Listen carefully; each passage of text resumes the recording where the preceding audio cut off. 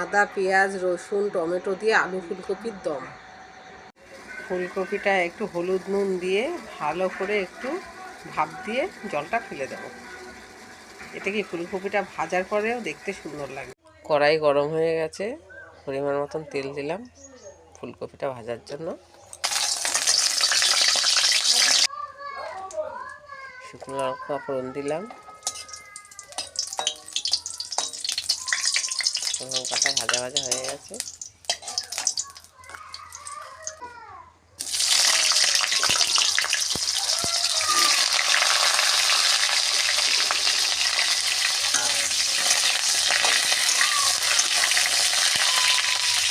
ফুলকপিগুলো ভাজা হয়ে গেছে, তুলে নিচ্ছি।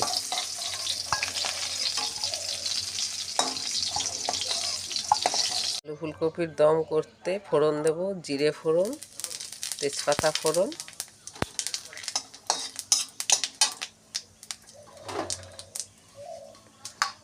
আলুগুলো দিয়ে দেবো।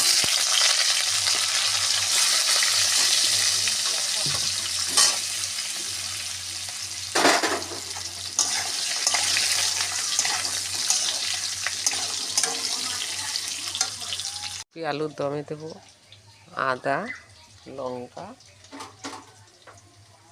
রসুন আর পেঁয়াজ, টমেটো, এইগুলো সব একসঙ্গে পেস্ট করব।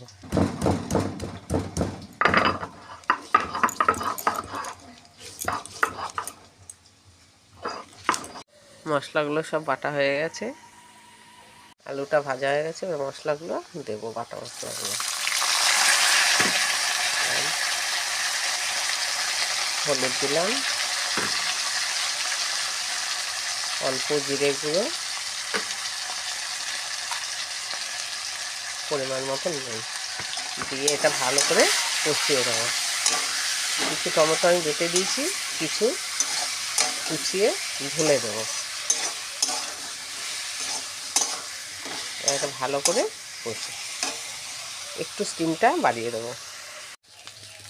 আলুটা কষানো হয়ে গেছে, যে ফুলকপিগুলো ভেজে রেখেছিলাম সেগুলো এর মধ্যে এখন দিয়ে দিলাম। দিয়ে একটু ভালো করে ফুলকপি আলু একসঙ্গে একটু কষিয়ে নেব।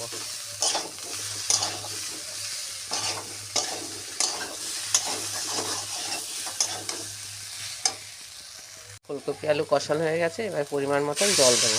ঝোল যেন বেশি হয় না, গা মাখা যেন হয়। আলুর দম যেমন হয় ঠিক ফুলকপি আলুর দমও সেরকমই হবে। যে লঙ্কাটা ভেজে রেখেছিলাম সেটাও ঝোলে ছাড়বো, আর কুচনো টমেটোগুলো ঝোলে ছেড়ে দেবো। ঝোল দিয়েই স্টিমটা একটু বাড়িয়ে দিতে হবে। যেই ঝোলটা ফুটে যাবে স্টিমটা তখন কমিয়ে দিতে হবে।